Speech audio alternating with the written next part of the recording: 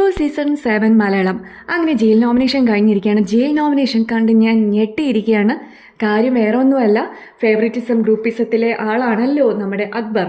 പക്ഷേ അക്ബറിൻ്റെ വായിന്ന് ഒരു വോട്ട് ജിസേലിൻ്റെയാണ് വന്നിരിക്കുന്നത്. അപ്പോൾ അവർ തെറ്റി പിരിഞ്ഞോ എന്നൊന്നും എനിക്കറിയില്ല. പക്ഷേ ഇപ്പോൾ ഒരു പേര് പറഞ്ഞിരിക്കുന്നത് ജിസേലിൻ്റെയാണ്. അപ്പോൾ ഈ അവിടുത്തെ മോസ്റ്റ് ഓഫ് ദ പീപ്പിളും പറഞ്ഞിരിക്കുന്നത് ജിസേലിൻ്റെ പേരാണ്. 8 വോട്ട്സാണ് കിട്ടിയിരിക്കുന്നത്. അപ്പോൾ ഈ ഓരോ വോട്ട് കിട്ടുമ്പോഴത്തേക്കും ജിസേൽ അവിടെ ട്രിഗർ ആവുന്നുണ്ട്. അപ്പോൾ ഇതൊക്കെ കള്ളം പറഞ്ഞെന്നുള്ള രീതിയിലാണ് ജിസേൽ അവിടെ പറയുന്നത്. അപ്പോൾ ജിസേലിന് ഒന്ന് പറഞ്ഞാൽ മതി, അവിടെ ട്രിഗർ ആവാൻ റെഡി ആയിട്ട് ജിസേൽ അവിടെ ഇരിക്കുകയാണ്. അപ്പോൾ പക്ഷേ മോസ്റ്റ് ഓഫ് ദ ടൈം ഓരോന്ന് പറയുമ്പോഴും ജിസേലിനെ പ്രൊട്ടക്റ്റ് ചെയ്യുന്നത് ആര്യനാണ്.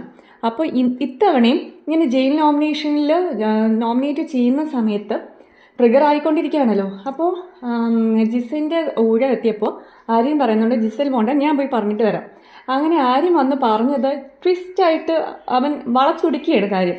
എന്താണെന്ന് വെച്ച് കഴിഞ്ഞാൽ എനിക്കൊരു ഡിസ്ക്ലൈമർ പറയാനുണ്ട്.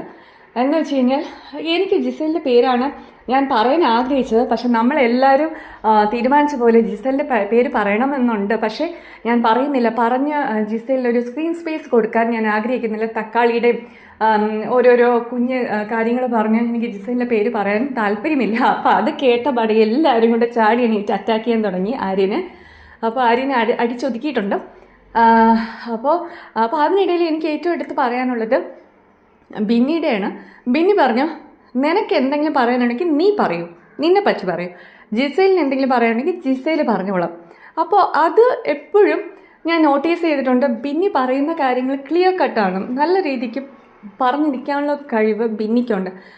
കുറച്ചൊന്ന് ഇതുപോലെ തന്നെ കളിച്ച് വന്നു കഴിഞ്ഞാൽ ടോപ്പ് 5 എത്താനുള്ള നല്ലൊരു കണ്ടസ്റ്റൻ്റ് ആയിരിക്കും ബിന്നി. സോ എന്തായാലും ഇന്നത്തെ ജയിൽ നോമിനേഷൻ എനിക്കിഷ്ടപ്പെട്ടു. Thank U.